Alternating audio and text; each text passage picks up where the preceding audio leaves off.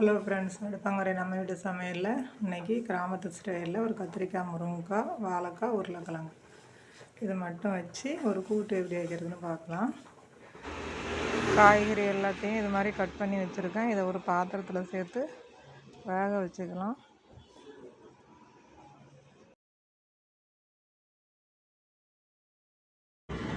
காய்க்கு தேவையான அளவு உப்பு சேர்த்து தண்ணி திட்டமாக ஊற்றி வேக வச்சுக்கலாம்.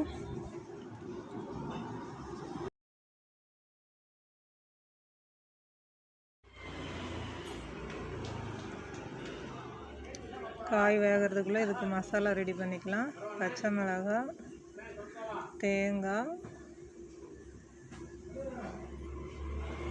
கொஞ்சம் சின்ன வெங்காயம், ஒரு அரை ஸ்பூன் அளவுக்கு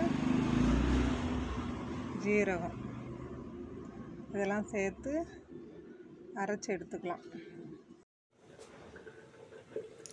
இப்போ காய் எப்படி வெந்திருக்குன்னு பார்க்கலாம். காய் நல்லா வெந்துடுச்சு. இப்போ இதை நம்ம தாளிச்சிக்கலாம்.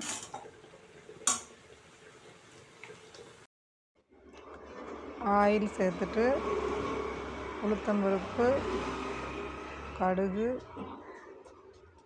கொஞ்சம் ஜீரகம் சேர்த்து நல்லா பொரிஞ்ச உடனே ஒரு 2 சின்ன வெங்காயம், 2 வெங்காயம், ஒரு கொத்து கருவேப்பிலை, ஒரு கொத்து கருவேப்பிலை இதெல்லாம் சேர்த்து நல்லா வதக்கிட்டு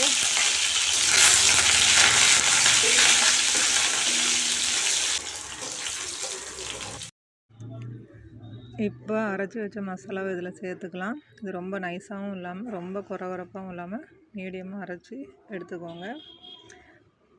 மசாலாவை சேர்த்து கொஞ்சம் நல்லா வதக்கி விட்டுக்கலாம். காயும் சேர்த்து வதக்கிக்கலாம். கிராமத்துலலாம் அந்த நாளில் காய்கறி நிறையா கிடைக்காது. அவியல் செய்கிறதுக்கு கத்திரிக்காய், முருங்கைக்காய், வாழைக்காய் ஈஸியாக கிடைக்கும்.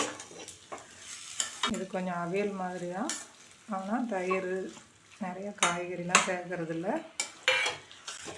ஆனால் நல்லா சூப்பராக இருக்கும். சாம்பாருக்கு, ரசத்துக்கு, பழைய சாதத்துக்கு எல்லாத்துக்கும் தொட்டுக்கலாம். நீங்களும் இது மாதிரி செஞ்சு பார்த்துட்டு எப்படி இருக்குன்னு சொல்லுங்கள். உங்கள் ஊரில் இது மாதிரி கூட்டு எப்படி வைப்பீங்கன்னு சொல்லுங்கள். மறக்காமல் நம்ம சேனலுக்கு சப்ஸ்கிரைப் பண்ணுங்கள்.